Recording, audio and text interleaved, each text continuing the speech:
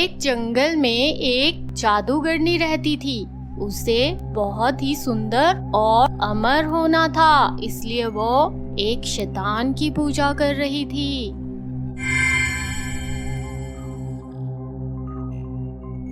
मैं तुमसे बहुत खुश हूँ, मांगो क्या चाहिए।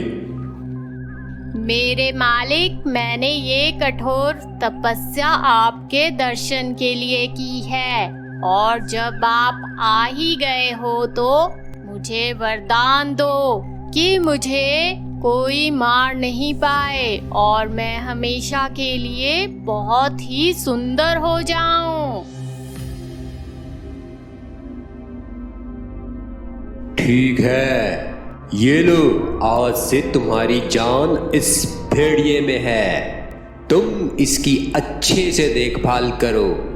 ये कोई मामूली भेड़िया नहीं है, ये आदमखोर है।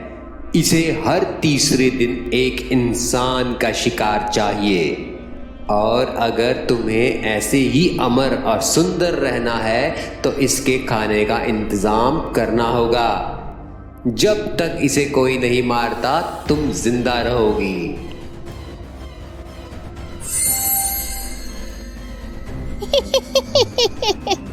आज से मैं अमर हूँ।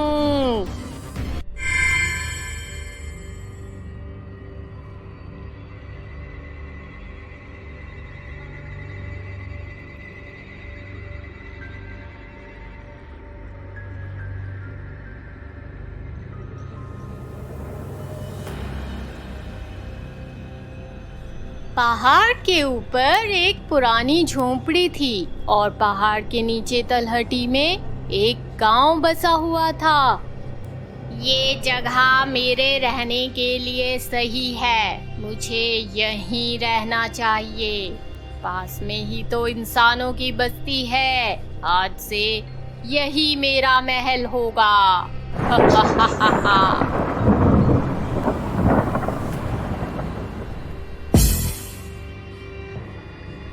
अरे आज तो मैं लेट हो गया, पता नहीं घर पे खाना भी मिलेगा या नहीं।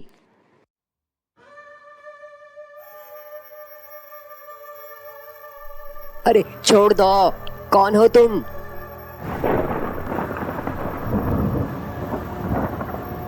मैं यहाँ की रानी हूँ। मुझे यहाँ क्यों लाई हो? तुम शिकार हो। शिकार? किसका शिकार?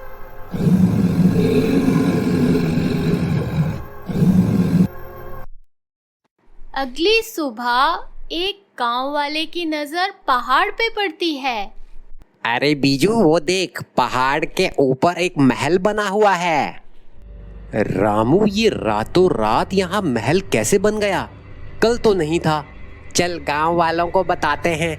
पहाड़ के ऊपर एक महल बना हुआ है, वो देखो। ये कहां से बन गया एक रात में? किसका महल है? हमें जाके पता करना चाहिए। मेरे पति कल से घर नहीं आए। अरे आ जाएंगे, रो क्यों रही हो? वो कभी घर से बाहर नहीं रहे। सरपंच जी, बहन ठीक बोल रही है, शामू कभी भी आज तक बाहर नहीं रहा। हमने जाके देखा कि इस महल में एक जादूगरनी रहती है, वह काला जादू करती है। अब वो जादूगरनी हमारे गांव पे भी जादू से कब्जा कर लेगी।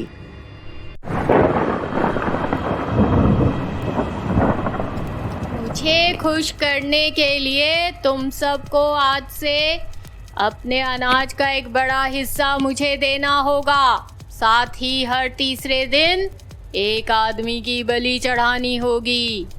अगर मुझे गुस्सा आ गया तो मैं पूरे गांव को अपने जादू से खत्म कर सकती हूँ। अरे ये क्या हो गया? हर तीसरे दिन अब हम में से किसी एक को मरना होगा।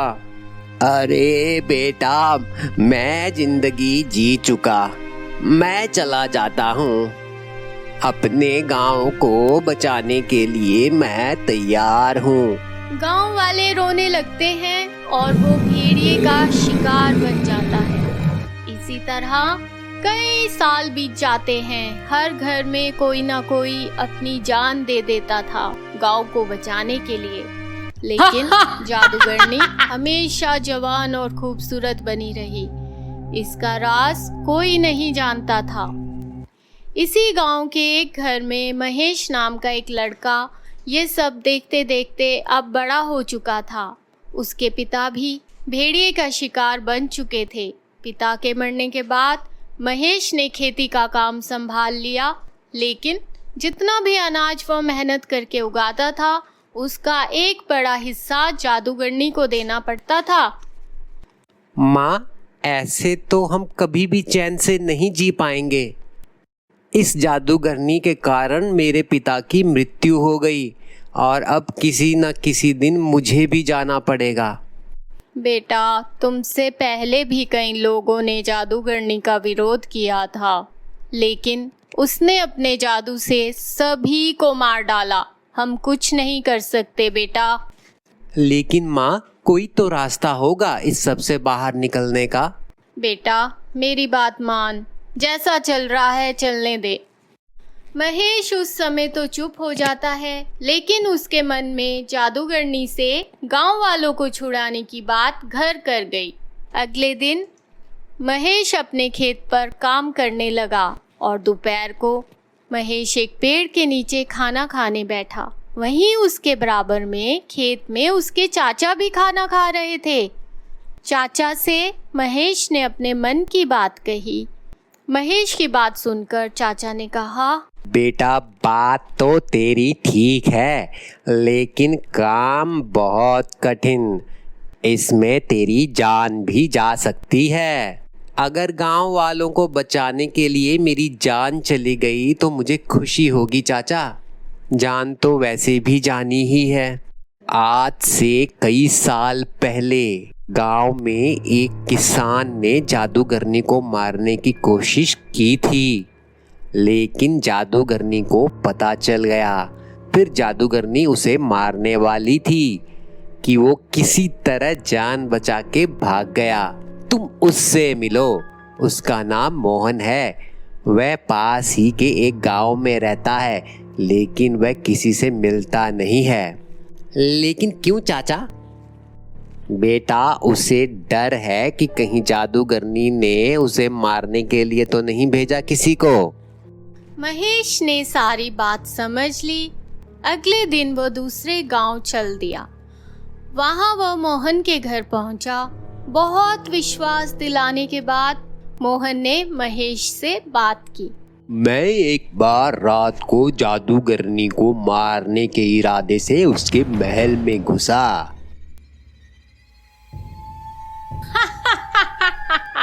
मेरी जान के मालिक भेड़िए, मैंने तुम्हें आज तक बहुत प्यार से पाला है, कभी भूखा नहीं रहने दिया। गांव के आधे आदमी खत्म हो गए। शुक्रिया मेरे शैतान मालिक, मेरी जान इस भेड़िए में डालने के लिए। जब तक ये जिंदा है मैं कभी नहीं मर सकती और सुंदर भी रहूंगी हमेशा के लिए। मैं उस दिन जैसे कैसे अपनी जान बचा के वहां से भागा हूँ। उस जादूगरनी को मारना बहुत ही मुश्किल है। पहले खूंखार भेड़िए को मारना पड़ेगा। वो आदमखोर भेड़िया है। महेश मोहन से विदा लेकर अपने गांव वापस आ जाता है। मुझे किसी तरह भेड़िए का शिकार करना सीखना होगा, नहीं तो मैं उसका मुकाबला नहीं कर पाऊंगा। अगले दिन से महेश अपने खेत पे जाता है और चुपचाप शिकार का अभ्यास शुरू कर देता है। फिर कुछ दिनों बाद रात होते ही वह चुपचाप जादूगरनी के महल में पहुंच जाता है। वहां देखता है कि जादूगरनी सो रही थी। जादूगरनी तो सोई है, लेकिन भेड़िया है कहाँ? फिर आगे जाते ही उसे भेड़िया दिखता है, जिसको जादूगरनी ने छुपाकर एक कमरे में रखा था। तभी जादूगरनी उठ जाती है और वहाँ कमरे में पहुँच जाती है। मेरे से कोई नहीं बच सकता। मैं अमर हूँ पागल लड़के, तुम मुझे नहीं मार सकते। तुमसे पहले भी बहुत लोगों ने मुझे मारने की कोशिश की थी, लेकिन मैंने सबको खत्म कर दिया और अपने भेड़िए को खिला दिया। जैसे ही जादूगरनी उसके ओर बढ़ने लगती है, महेश अगला तीर भेड़िए पे चला देता है। ये क्या कर दिया तूने? भेड़िए के मरते ही जादूगरनी भी मर जाती है। इस तरह महेश की हिम्मत और सूझबूझ से गांव वालों को जादूगरनी से छुट्टी मिल जाती है। इस कहानी से हमें सीख मिलती है कि बुराई की हमेशा हार होती है। प्रियानी मेकर्स।